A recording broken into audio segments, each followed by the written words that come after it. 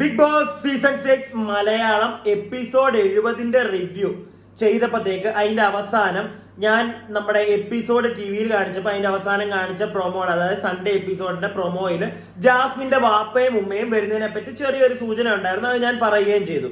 അപ്പൊ അതിനുശേഷം ഞാൻ യൂട്യൂബിൽ നോക്കിയപ്പോഴത്തേക്ക് വേറൊരു പ്രൊമോ അപ്ലോഡ് ചെയ്തിട്ടുണ്ടായിരുന്നു. സോ അതിനകത്ത് വാപ്പയും ഉമ്മയും വന്നിട്ട് കാണിക്കുന്ന കുറച്ച് പരിപാടികൾ കൂടെ ആ ഒരു പ്രൊമോയിൽ ഞാൻ കണ്ടു. സംഗതി എന്താന്ന് വെച്ച് കഴിഞ്ഞാൽ ആ പ്രൊമോ കണ്ടപ്പം അതിനകത്ത് അവർ കാണിക്കുന്ന ഈ വാപ്പ വന്നിട്ട് കാണിക്കുന്ന കുറച്ച് പരിപാടികൾ കണ്ടപ്പോഴത്തേക്ക് എനിക്ക് അത്ര അങ്ങോട്ട് ബോധിച്ചില്ല. ഇവിടെ പല ആളുകൾ അതിനെ റിവ്യൂ ചെയ്യുന്ന ഞാൻ കണ്ടു. അത് വളരെ നല്ല കാര്യമാണ്, സ്വന്തം മകൾക്ക് വേണ്ടി അവർ നല്ല കാര്യം ചെയ്തു, മകളെ അവർ ബെറ്റർ ഒരു ഗെയിമർ ആക്കാൻ ശ്രമിച്ചു, എല്ലാവരും നല്ല പോസിറ്റീവായിട്ട് പറയുന്ന ഞാൻ ശ്രദ്ധിച്ചു. അപ്പം ഒരു മകളോട് ചെയ്യാവുന്ന ഒരു നല്ല കാര്യമൊക്കെ തന്നെ. കാരണം മോള് കുറെ ആയിട്ട് അതിനകത്ത് സങ്കടപ്പെട്ട് വേറെ ഏതോ ഒരുത്തനെയും മറ്റേ ചപ്രി വരും എന്നും പറഞ്ഞിരിക്കുന്ന ഒരു മോളെടുക്ക ചെന്ന് ചെയ്തത് ആ ഒരു രീതിയിൽ അവരുടെ ആ ഒരു പെർസ്പെക്റ്റീവിൽ നമ്മൾ നോക്കുമ്പോൾ വളരെ നല്ലൊരു കാര്യമാണ്. കാരണം മോളെ ഒരു ബെറ്റർ ഗെയിമിലേക്ക് അവർക്ക് കൊണ്ടുപോകാൻ സാധിക്കുന്നുണ്ട്. കാരണം സംഭവം എന്താന്ന് വെച്ച് കഴിഞ്ഞാൽ ഈ വാപ്പയും ഉമ്മയും വന്നിട്ട് വാപ്പ കയറി വരുമ്പോൾ തന്നെ മോളുടെ കഴുത്തേലോട്ടൊരു മറ്റേ സ്വർണ്ണ മാലയൊക്കെ ഇട്ട് കൊടുക്കും. അതിനുശേഷം ഈ അകത്ത് ഇവരുടെ ഒരു റൂമിൽ പോയി ഇരുന്ന് കഴിയുമ്പോൾ നമ്മുടെ ബിഗ് ബോസ് ഹൗസിലുള്ള ആ ഒരു 4 റൂമിനകത്തെ ഒരു റൂമിൽ എനിക്കൊന്ന് ഡെന്നിലെങ്ങാണ്ടെന്ന് തോന്നുന്നു പോയി ഇരുന്ന് കഴിയുമ്പോഴത്തേക്ക് അവിടെ വെച്ച് ജാസ്മിനോട് പറയുന്നു നിന്റെ കഴുത്തിലെ ആ മാല ഊരിത്തരാൻ പറയുന്നു. അതായത് ജബ്രിയുടെ മാല ഊരിത്തരാൻ പറയുന്നുണ്ട്. അത് ഊരി മേടിക്കുന്നുണ്ട്. അതിനുശേഷം ഗബ്രിയുടെ അവിടെ ഇരിക്കുന്ന ആ ഒരു ഫോട്ടോ, നമ്മുടെ ജാസ്മിൻ മോള് നോക്കിയിരുന്ന് കരയുന്ന ഒരു ഫോട്ടോ ഉണ്ടല്ലോ, അപ്പൊ ആ ഫോട്ടോയൊക്കെ ഈ വാപ്പ എടുത്ത് കൊണ്ടുപോകുന്ന ഒരു പരിപാടിയാണ് ഇന്നത്തെ നമ്മുടെ പ്രൊമോയില് കാണിച്ചത്. അപ്പൊ ആ ഒരു പരിപാടിയിൽ ഈ ജാസ്മിന് മാത്രം എന്താണ്, അല്ലെങ്കിൽ ജാസ്മിന്റെ വാപ്പയും ഉമ്മയും വരുമ്പോൾ അവരിങ്ങനത്തെ അതിനുശേഷം ഞാനിപ്പം 1-2 പേര് പറയുന്ന കേട്ടു. ജാസ്മിന്റെ വാപ്പയെ മറ്റേ കൺഫെഷൻ റൂമിലൊക്കെ വിളിച്ച് നല്ല തെറിയൊക്കെ നമ്മുടെ ബിഗ് ബോസ് എണ്ണം പറയുന്നുണ്ട്. ഈ ഒരു പരിപാടി കാണിച്ചാൽ പുറത്തെ കാര്യങ്ങളൊന്നും പറഞ്ഞു കൊടുക്കരുതെന്നും പറഞ്ഞിട്ട് ശ്രീധുവിന്റെ അമ്മയോടും പറഞ്ഞൊരു കേസാണ്. അതുകൊണ്ട് തന്നെ അതിനകത്ത് പുതുമയില്ല. എന്നാലും ഈ ജാസ്മിന്റെ കേസിൽ മാത്രം അറിയാം, ബിഗ് ബോസിലെ ആളുകൾക്ക് അറിയാം ജാസ്മിന്റെ പുറത്ത് ഇത്രയും നെഗറ്റിവിറ്റി ഉണ്ട്, പല കഥകൾ പുറത്തുണ്ട്. അതുകൊണ്ട് ജാസ്മിന്റെ വാപ്പയും ഉമ്മയും അതിനകത്ത് ചെല്ലുമ്പം ഇങ്ങനത്തെ സാധനങ്ങൾ പറഞ്ഞു കൊടുക്കാൻ ചാൻസ് ഉണ്ട് എന്നീ ബിഗ് ബോസിലെ ടീം അംഗങ്ങൾക്ക് അറിയാം. അതായത് അതിനകത്തുള്ള കണ്ടസ്റ്റൻസ് അല്ലാത്ത ബിഗ് ബോസ് അതിനകത്ത് വർക്ക് ചെയ്യുന്ന ആൾക്കാർക്ക്. സോ എന്താണെങ്കിലും അങ്ങനെ ഒരു സാഹചര്യത്തിൽ ഇവരെ അകത്തോട്ട് കയറ്റുമ്പോൾ നല്ല രീതിയിൽ അവരെ പറഞ്ഞു മനസ്സിലാക്കിയിട്ട് വേണ്ട അതിനകത്ത് കയറ്റാൻ. അതായത് ഇങ്ങനെ ഒരു കാര്യങ്ങൾ ജബ്രിയെ പറ്റിയോ അല്ലെങ്കിൽ ഈ മാലയോ ആ ഫോട്ടോയോ പറ്റിയോ ഒന്നും ചോദിക്കരുത് എന്നുള്ളൊരു സാധനം പറഞ്ഞു വേണ്ടേ വിടാൻ. അല്ലാതെ ഇവരെ അതിനകത്ത് കയറ്റി വിട്ട് അവര് കളി ചേഞ്ച് ചെയ്ത് കഴിഞ്ഞു. സത്യം പറഞ്ഞു കഴിഞ്ഞാൽ എന്തിനാണ് അങ്ങനെ കളി ചേഞ്ച് ചെയ്യേണ്ട കാര്യം എന്താണ്? ജാസ്മിന്റെ ഗെയിം എന്തിന് ചേഞ്ച് ചെയ്യാനായിട്ട് പുറത്തുനിന്നുള്ള ആൾക്കാരുടെ ഹെൽപ്പ്? എനിക്ക് അതാണ് ചോദിക്കാനുള്ളത്. ഇതിന് മുമ്പ് ഒരു പരിപാടി ഉണ്ടായിരുന്നു, നമ്മുടെ ജാസ്മിന്റെ വാപ്പയ്ക്ക് വയ്യെന്നും പറഞ്ഞൊരു കോളൊക്കെ ചെയ്ത് വാപ്പ സംസാരിച്ചു. ഇവിടെ ആരും ആ കോള് കണ്ടിട്ടില്ല, കേട്ടിട്ടില്ല.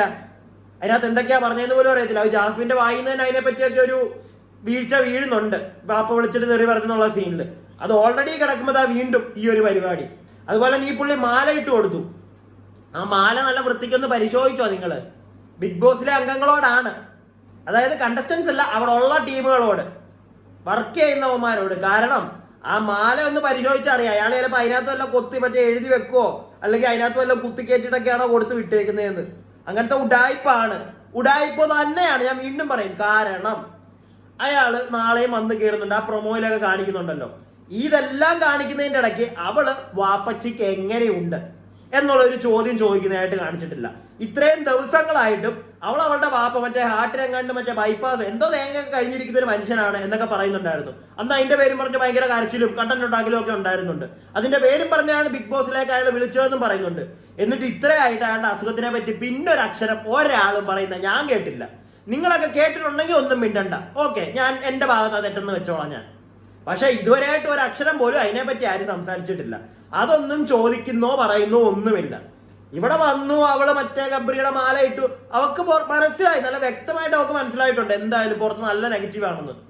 അതുപോലെ തന്നെ വാപ്പ വന്ന സാധനം എടുത്തോണ്ട് പോകുമ്പോഴത്തേക്ക്, അവന്റെ ഫോട്ടോയും എടുത്തോണ്ട് പോകുമ്പോഴത്തേക്ക് ഇച്ചിരി തല, അവൾക്ക് നല്ല തലമുള്ള ഒരുത്തിയാ. അപ്പൊ അവൾക്ക് മനസ്സിലായിട്ടുണ്ട് അവള് ഗെയിം ചേഞ്ച് ചെയ്യും, നല്ല വൃത്തിക്ക് അവള് ഗെയിം ചേഞ്ച് ചെയ്യും. എന്തിനാണ് അങ്ങനെ പറഞ്ഞു കൊടുത്ത് ഗെയിം ചേഞ്ച് ചെയ്യിക്കുന്നത്? മോളുടെ ഭാവി പുറത്തേക്ക് ഇപ്പൊ എന്തൊക്കെയാണെന്ന് പറഞ്ഞാലും പുറത്തിറങ്ങുമ്പോഴത്തേക്ക് അവള് ഫേസ് ചെയ്യാൻ പോകുന്നത് ചെറിയ കാര്യങ്ങളൊന്നും ആയിരിക്കത്തില്ല. അതുപോലെ തന്നെ കുറച്ച് ചേട്ടന്മാര് പറയുന്നുണ്ടായിരുന്നു, അതിനകത്ത് അവളുടെ ഉമ്മ ഫസ്റ്റ് കാണിക്കുമ്പോഴത്തേക്ക് കയറി വരുമ്പോഴത്തേക്ക് ഒരു ഡോള് കയ്യിൽ പിടിക്കുന്നുണ്ട്. ആ ഡോള് മറ്റേ പയ്യൻ, അതായത് ഇവളുടെ പണ്ടത്തെ കാമുകനല്ല, കെട്ടാൻ വെച്ചിരുന്നവൻ കൊടുത്തതാണ്, അയച്ചു കൊടുത്തതെന്നൊക്കെ പറയുന്നത് പണ്ടങ്ങാണ്ട് അവൻ കൊടുത്ത സാധനമാണ്. ഓക്കെ, അല്ല ഇപ്പൊ കൊടുത്തതൊന്നും അല്ല. നിങ്ങൾ അതിനെയൊന്നും ആരും തെറ്റിദ്ധരിച്ച് അവൻ വീണ്ടും വരും ഇവളെ കെട്ടാൻ എനിക്ക് തോന്നുന്നില്ല. ഇവളുടെ ഈ തനിക്കണമൊക്കെ കണ്ട് ഏതെങ്കിലും ഒരുത്തിന് ഇവളുടെ പുറകെ ഇനി വരും എന്ന് ഇച്ചിരി ഡൗട്ട് ഉണ്ട്. അല്ലെങ്കിൽ നല്ല തൊലിക്കട്ടിയുള്ള ഏതെങ്കിലും ഒക്കെ ഒരുത്തൻ വന്ന് ഇവളെ ചിലപ്പോൾ കൊണ്ടുപോകുമായിരിക്കും. അതൊക്കെ നടക്കത്തുള്ളൂ. ഇല്ലെങ്കിൽ നമ്മുടെ ചപ്രിക്കുട്ടൻ്റെ അടുത്ത് തന്നെ ചെല്ലണം. അതെന്തായാലും നടക്കാനൊന്നും പോകുന്നില്ല. അത് പറഞ്ഞപ്പോഴാണ് ചപ്രിയുടെ ഒരു ഇന്റർവ്യൂ വന്നിട്ടുണ്ട്. ഞാൻ വൈകാതെ അതൊന്ന് റിയാക്ട് ചെയ്യാം. അതിനകത്ത് കുറച്ച് കാര്യങ്ങൾ പറയുന്നുണ്ട്. അതൊക്കെ നമ്മുടെ ജാസ്മിൻ ചേച്ചി പുറത്തിറങ്ങി കഴിയുമ്പോൾ ഒന്ന് കാണുമ്പോൾ മനസ്സിലാവും ചപ്രിക്കുട്ടൻ എന്താണ് ചേച്ചിയോടുള്ള മോഡെന്ന്. കേട്ടോ ചേച്ചി? അപ്പൊ എനിക്ക് ഈ നമ്മുടെ ജാസ്മിന്റെ ഫാദർ വന്ന് കാണിച്ച പരിപാടിയോട് അത്ര വലിയ താല്പര്യമൊന്നുമില്ല. ആ പരിപാടി ഇവിടെ ബിഗ് ബോസ് സമ്മതിക്കരുതായിരുന്നു.